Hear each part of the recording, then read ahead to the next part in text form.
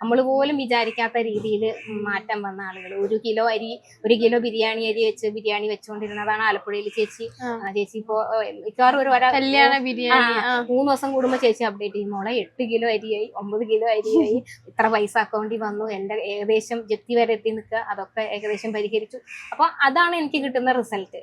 അപ്പൊ അത് ഭയങ്കര ഒരു എഫക്റ്റ് അല്ലേ, അതാണ് ഭയങ്കര ഡിഫറെന്റ് ആയിട്ട് സൗമ്യ ചേച്ചിയിൽ കാണുന്നത്. സഹായിക്കാൻ പറ്റൂല. അപ്പൊ എല്ലാവരെയും സാമ്പത്തികമായിട്ട് എനിക്ക് ചിലപ്പോൾ ഒരു മാസം ചിലപ്പോൾ എന്തെങ്കിലും കൊടുക്കാം, പക്ഷെ എല്ലാ മാസവും ഇങ്ങനെ സഹായിക്കാൻ എന്നെ കൊണ്ട് പറ്റൂല.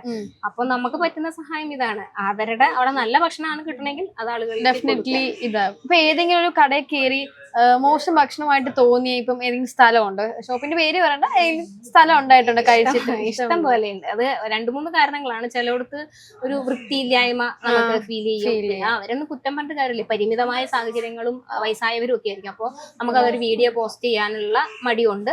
വേണ്ടാന്ന് വെച്ച സ്ഥലങ്ങൾ വീഡിയോ എടുത്തിട്ട് പോസ്റ്റ് ചെയ്തിട്ടുണ്ട്, ഇഷ്ടം പോലെ ഡിലീറ്റ് ചെയ്യും. നമ്മൾ അതിന് മുമ്പേ തന്നെ അത് കംപ്ലീറ്റ് ചെയ്യൂല. വീഡിയോ ഷൂട്ട് തുടങ്ങുമ്പോഴേ നമുക്ക് ഏകദേശം മനസ്സിലാവും. അപ്പൊ നമ്മൾ പിന്നെ ചിലത് ഒറ്റയ്ക്ക് നടത്തുന്ന ഒരു സ്ഥലമായിരിക്കും, അവിടെ ഇപ്പൊ തന്നെ ആവശ്യത്തിന് റഷ് ഉണ്ടാവും. അപ്പൊ ഞാനൊരു വീഡിയോ കൂടി ഇട്ട് കൊടുത്താൽ അവർ വീണ്ടും പെടും, ഒരാളെ വെക്കാനൊന്നും അവരെ കൊണ്ട്. അപ്പൊ അങ്ങനെയുള്ള സ്ഥലങ്ങൾ അമ്മമാരോട് പറയുന്ന, നമ്മളെ വീഡിയോ ഇട്ടാൽ ഭയങ്കരമായിട്ട് ആള് വരും, അപ്പൊ അമ്മേനെ കൊണ്ട് പറ്റുമെന്ന് ചോദിക്കുമ്പോൾ ചിലർ പറയും മക്കളെ വീഡിയോ ഇടണ്ട.